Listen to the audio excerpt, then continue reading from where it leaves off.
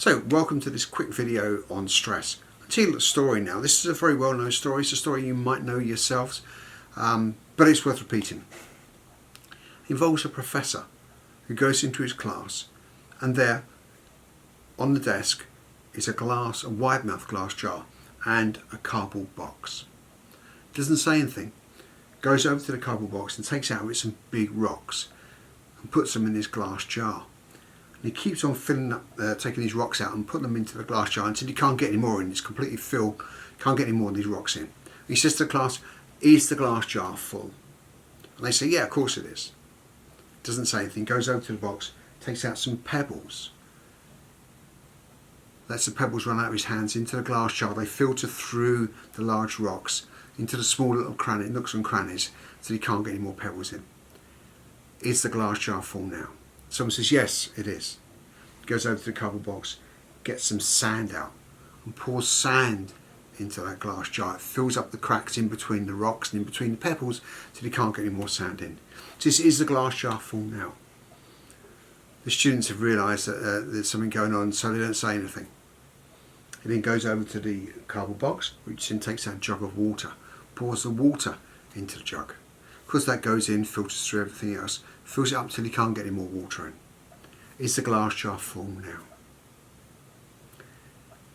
No one says anything. He goes over and gets some salt from the box, and he pours the salt into the jar. And as he pours it in, of course, the salt dissolves in the water till he can't get any more salt in. He says, "Is the glass jar full now?" One of the students says, "No, it's not, sir." He says, "Yes, now the glass jar is full." So it's a great story. It's got loads of meanings. You can take in loads of meanings in this. A couple of meanings that I take away from it. First one is that you shouldn't make assumptions before you know the full story. Okay, because sometimes it's very easy to. We make assumptions based on things that we know and our previous experiences, and those assumptions could be false. Second thing is, quite often when you think you've done a job to the best of your abilities, you can always go one stage further. You can always add one more thing. But I think the main message of this is that if you consider those big rocks the most important things in your life, and the salt to be all the rubbishy things, the things we don't need to know about, the Facebook, the Twitter, all that sort of stuff, right? It's important to deal with those big rocks first. It's important to look after those and get those in the jar.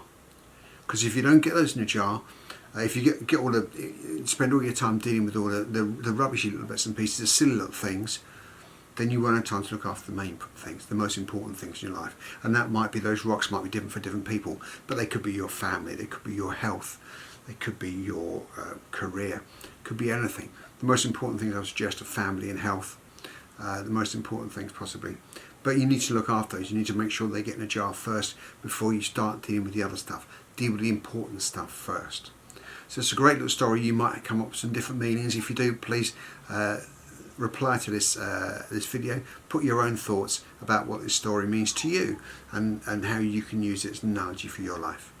But thanks for watching, and I'll speak to you again soon. Cheers.